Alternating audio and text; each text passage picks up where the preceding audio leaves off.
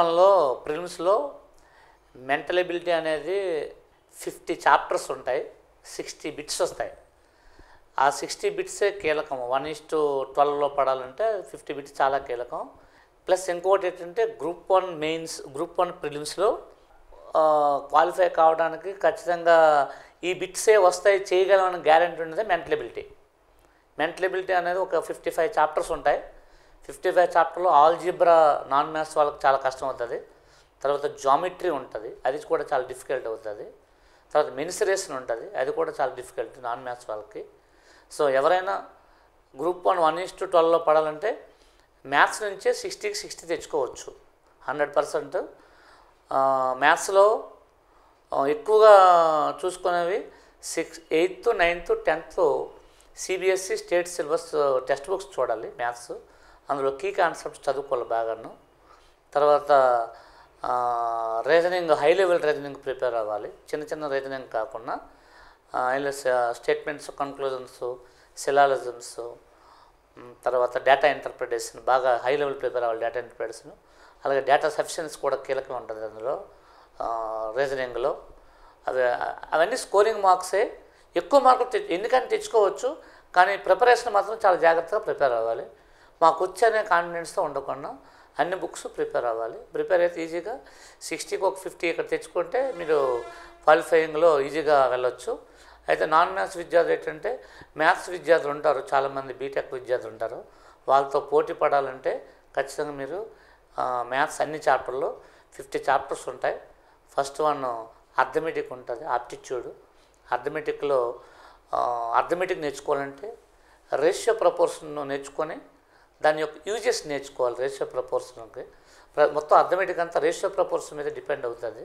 మొత్తం చాప్టర్లన్నీ ratio proportion నుంచి percentage వస్తుంది, పర్సంటేజ్ నుంచి ప్రాఫిట్ అండ్ లాస్ వస్తుంది. అలాగే ప్రాఫిట్ అండ్ లాస్ పర్సంటేజ్ అయిన తర్వాత సింపుల్ ఇంట్రెస్ట్, కాంపౌండ్ ఇంట్రెస్ట్ ఈ లింక్తోనే వస్తాయి. అలాగే రేషియో ప్రపోర్షన్ ద్వారా వెళ్ళేది time and work, time and distance ఉంటుంది. ప్రపోర్షన్లో 2 ప్రపోర్షన్స్ ఉంటాయి. ఒకటి direct proportion, 2 inverse proportion. Inverse ప్రపోర్షన్తో time and work, time and distance అంతా చేయొచ్చు. డైరెక్ట్ ప్రపోర్షన్తో percentage, profit and loss, simple interest, compound interest direct ప్రపోర్షన్తో చేయొచ్చు. అలాగే మెన్సురేషన్ ఉంటుంది, ఏరియాస్ అండ్ వాల్యూమ్స్ అంటారు. ప్లేన్ ఫిగర్స్, సాలిడ్ ఫిగర్స్ అని ఉంటాయి. ప్లేన్ ఫిగర్స్ అంటే ట్రయాంగిల్స్, క్వాడ్రిలేటరల్స్ అవన్నీ ప్లేన్ ఫిగర్స్కి వస్తాయి. సాలిడ్ ఫిగర్స్ అంటే 2 డైమెన్షనల్ ఫిగర్స్ వస్తాయి. Cube, cuboid, cylinder, cone, sphere, hemisphere అవన్నీ వస్తాయి. ఇవన్నీ బాగా వర్కౌట్ చేయాలంటే 100% 9th class, 8th class, 9th class, 10th class ఎప్పుడున్న కొత్త పుస్తకాలన్నీ బాగా ప్రిపేర్ అవ్వాలి. అవి చేయాలంటే అది అర్థమెటిక్. మీకు అర్థమెటిక్ పర్ఫెక్ట్గా చేయాలంటే ఫస్ట్ ఆఫ్ ఆల్ మీరు నేర్చుకోవాల్సింది రేషియో ప్రపోర్షన్. అవి 2 రకాలు ఉంటాయి. ఒకటి ప్రపోర్షన్లో, ఒకటి రేషియో మీదేమో పార్ట్నర్షిప్, ఏజెస్ రేషియో మీద చేయొచ్చు. ప్రపోర్షన్స్ 2 టైప్స్ ఉంటాయి. ఒకటి direct proportion, 2 inverse proportion. Direct proportion నేర్చుకుంటే percentage, profit and loss, simple interest చేసేయచ్చు. ఇన్వర్స్ ప్రపోర్షన్ నేర్చుకుంటే time and work, time and distance చేసేయచ్చు. సో అర్థమెటిక్ మెయిన్ చాప్టర్ అయ్యే రేషియో ప్రపోర్షను, దాని యొక్క links, ratio proportion links, ages, partnership ఒకటి. అలాగే time and work, time and distance, percentage, profit and loss, simple interest, compound interest. Ratio proportion మీద కానీ అవగాహన బాగా సంపాదించుకొని 8th, 9th, 10th స్కూల్ బుక్స్గా నేర్చుకొని ఆ కాన్సెప్ట్ నేర్చుకుంటే బెటర్. ఎప్పుడైనా షార్ట్ కట్ మీద డిపెండ్ అవ్వకండి. ఎప్పుడైనా ఒక చాప్టర్ అనేది ఎందుకు పుట్టింది, దేని నుంచి పుట్టింది నేర్చుకోండి, మీకు ఈజీగా వచ్చేస్తుంది. గ్రూప్ 1 అనేది అంత ఈజీ పేపర్ ఏం కాదు, అంత అనలిటికల్గా ఇస్తాడు అంతేగాని డైరెక్ట్గా ఏవో షార్ట్ టిప్స్లో గ్రూప్ 1 అనేది పడదు. అంత అనలిటికల్గా నేర్చుకోవాలి, అది అర్థమెటిక్. అలాగే మీకు జామెట్రీ నేర్చుకోవాలంటే జామెట్రీలో కనీసం మీకు 6th నుంచి ఉంటుంది జామెట్రీ. 6th to +2లో అయితే ఇంటర్మీడియట్ వరకు ఉంటుంది. మన 10th క్లాస్లో స్టేట్ సిలబస్ 10th వరకు జామెట్రీ ఉంటుంది. జామెట్రీలో ఫస్ట్ ఆఫ్ ఆల్ మనకి ట్రయాంగిల్స్ నేర్చుకోవాలి, క్వాడ్రిలేటరల్స్ నేర్చుకోవాలి, తర్వాత సర్కిల్స్ నేర్చుకోవాలి, ట్యాంజెంట్స్ నేర్చుకోవాలి. ఈ 4 ఉంటాయి. ట్రయాంగిల్స్లో సిమిలర్ ట్రయాంగిల్స్ ఉంటాయి, కాంగ్రియన్స్ ఉంటాయి. తర్వాత క్వాడ్రిలేటరల్ ప్రాపర్టీస్ అని రావాలి. క్వాడ్రిలేటరల్ ఆర్డర్ ఏంటంటే ఫస్ట్ క్వాడ్రిలేటర్ ఉంటుంది, దాని నుంచి ట్రెపీజియం ఫామ్ అవుతుంది, దాని నుంచి ప్యారలాగ్రామ్ ఫామ్ అవుతుంది, దాని నుండి రెక్టాంగిల్ రాంబస్ ఫామ్ అవుతాయి, లాస్ట్లో స్క్వేర్ వస్తుంది, దాంతో క్వాడ్రిలేటరల్. ఈ ప్రాపర్టీస్ అన్ని బాగా నేర్చుకోవాలి ప్రాపర్టీస్. అలాగే ట్రయాంగిల్స్లో మనకి స్కేలిన్ ట్రయాంగిల్ ఫామ్ అవుతుంది, తర్వాత ఐసోస్లెస్ ట్రయాంగిల్ ఫామ్ అవుతుంది, తర్వాత ఈక్విలేటరల్ ట్రయాంగిల్ ఫామ్ అవుతుంది, స్కేలిన్ ట్రయాంగిల్ రైట్ యాంగిల్ ట్రయాంగిల్ కూడా వస్తుంది, isosceles triangle isosceles right triangle వస్తుంది. వీటి ప్రాపర్టీస్ అన్ని నేర్చుకోవాలి. అలాగే కాంగ్రుయెన్స్ ఆఫ్ ట్రయాంగిల్స్ ఉంటాయి. కాంగ్రుయెన్సీ అంటే ఆల్ షేప్ ట్రయాంగిల్ యొక్క షేప్స్ సైజ్ ఈక్వల్ అంటే కాంగ్రుయెన్స్ అంటారు. అలాగే సిమిలారిటీ ఆఫ్ ట్రయాంగిల్స్ ఉంటాయి. సిమిలారిటీ ఆఫ్ ట్రయాంగిల్స్ అంటే షేప్స్ ఈక్వల్గా ఉంటే సిమిలర్ ట్రయాంగిల్స్ అయిపోతాయి. అలాగే వాటి ప్రాపర్టీస్ ఉంటాయి. అలాగే పైథాగరస్ థియరం బాగా నేర్చుకోవాలి. అలాగే ట్రయాంగిల్స్లో మనకి బేసిక్ ప్రపోర్షనల్ థియరం ఉంటుంది, అది బాగా నేర్చుకోవాలి ఆ ప్రాపర్టీస్. అలాగే సర్కిల్ యొక్క ప్రాపర్టీస్ ఉంటాయి. సర్కిల్ ప్రాపర్టీస్ అయిన తర్వాత ట్యాంజెంట్స్ ఉంటాయి. ట్యాంజెంట్ అంటే ఒక సర్కిల్ని ఓన్లీ వన్ పాయింట్ దగ్గర ఇంటర్సెక్ట్ చేసే లైన్ని ట్యాంజెంట్ అంటాము, దాని ప్రాపర్టీస్ తెలుసుకోవాలి. అలాగే కామన్ ట్యాంజెంట్స్ తెలియాలి. తర్వాత ఏమో circles touch externally touch internally ఉంటాయి, అవన్నీ నేర్చుకోవాలి సార్. ఇది జామెట్రీ ఏంటంటే ఖచ్చితంగా ఇదే గ్రూప్ 1లో అతి కష్టమైనది జామెట్రీ బిట్ అటెంప్ట్ చేయాలంటే అది చాలా డిఫికల్ట్. అది మన కాన్సెప్ట్స్ వచ్చినా అటెంప్ట్ చేయాలి. అటెంప్ట్ చేయడానికి ఖచ్చితంగా మీరు SSCGL బుక్స్ ఉంటాయి, లేదా SSCGL ప్రీవియస్ పేపర్స్ ఉంటాయి. ఆ పేపర్స్లో బిట్స్ అన్ని నేర్చుకుంటే మీరు ఇక్కడ జామెట్రీ అటెంప్ట్ చేయగలరు. జామెట్రీ బిట్గా మీకు కావాలంటే SSCGL ప్రీవియస్ క్వశ్చన్స్ ఉంటాయి. టిల్ 2000 నుంచి 2018 వరకు 2017 వరకు ఉన్న CGL ప్రీవియస్ పేపర్స్ నేర్చుకుంటే జామెట్రీ బిట్స్ అటెంప్ట్ చేయగలరు. ఖచ్చితంగా జామెట్రీ మీకు అట్లీస్ట్ 3-4 బిట్స్ పడతాయి. జామెట్రీ చేయాలి. అలాగే స్టాటిస్టిక్స్ ఉంది, అది మనకు స్కోరింగ్ సబ్జెక్ట్. అది స్టాటిస్టిక్స్లో ప్రతి విద్యార్థికి ఎన్నికన్నీ పడతాయి. ఎందుకంటే అక్కడ మనం 10th క్లాస్ వరకు నేర్చుకున్నది, 8th, 9th, 10thలో ఉన్నది. అర్థమెటిక్ మీను, మీడియన్ 3 ఉంటాయి. మీ అందరికి తెలిసిన అర్థమెటిక్ మీన్ అంటే అవి 3 డేటాస్ ఉంటాయి. అన్గ్రూప్డ్ డేటా ఉంటుంది, యూనిమోడల్ డేటా ఉంటుంది, గ్రూప్డ్ డేటా ఉంటుంది. Arithmetic mean ungrouped data sum of the observations by number of the observations వస్తుంది. Unimodal data sigma FX by sigma F వస్తుంది. గ్రూప్డ్ డేటా 2 ఫార్ములాస్ ఉంటాయి. ఒకటి AM direct method sigma FX by sigma F, AM DVSC method A plus sigma F by N into C.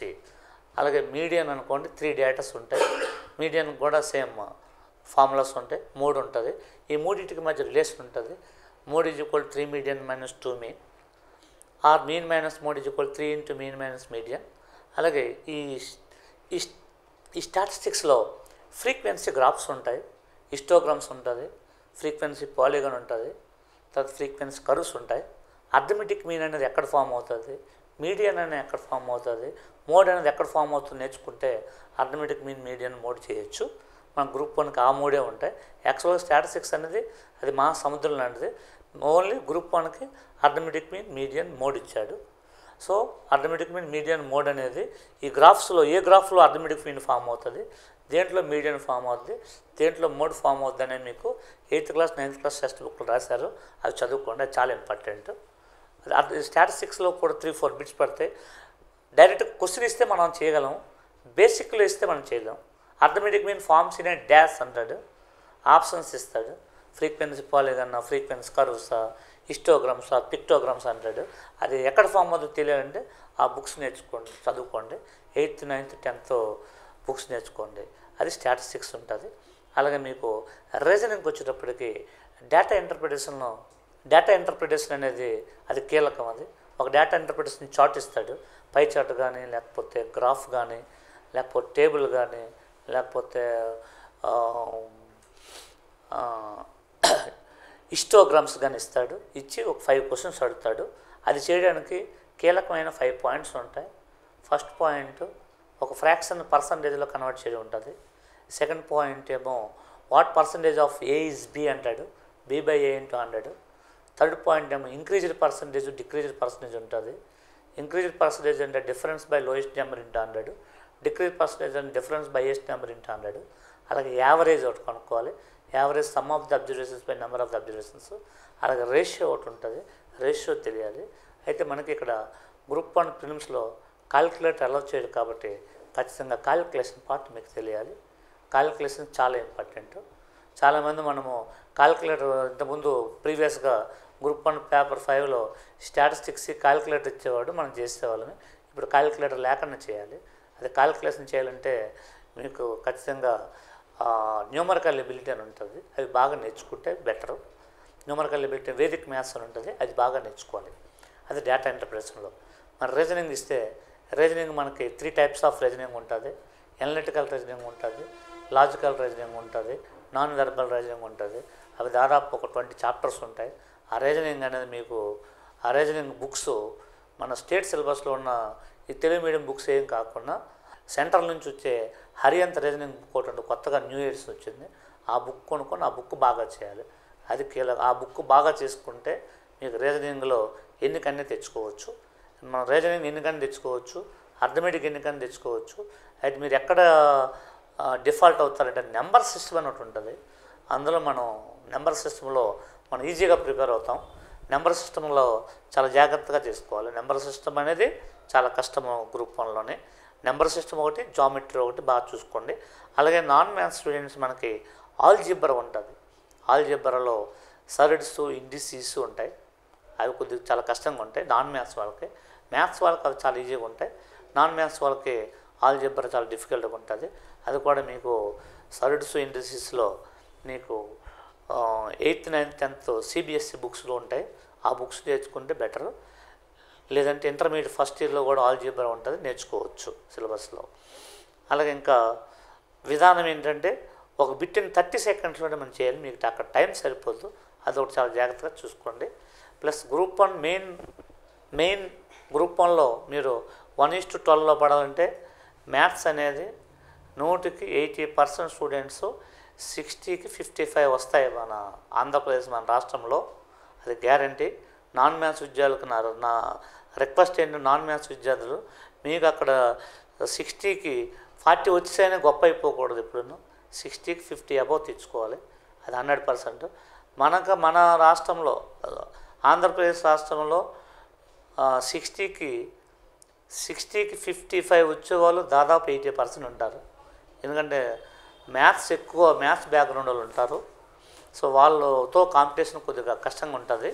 మీరు prelims కానీ 1:12లో పెడితే mains easy చెప్పదు non maths వాళ్ళకి. ఇది group 1. Group 1లో కీలకం మెంటల్ ఎబిలిటీ. చాలామంది ఏంటంటే మెంటల్ ఎబిలిటీ ఈజీగా ప్రిపేర్ అవుతారు. అది చాలా తప్పది. అది అక్కడ మీకు పూర్వంలా లేదు. ఇప్పుడు పేపర్ చాలా టఫ్గా వస్తుంది. అది గ్రూప్ 1. ఇలాంటి ఆసక్తికరమైన వీడియోల కోసం రైట్ చాయిస్ ఇండియా ఛానల్ను ఇప్పుడే సబ్స్క్రైబ్ చేయండి.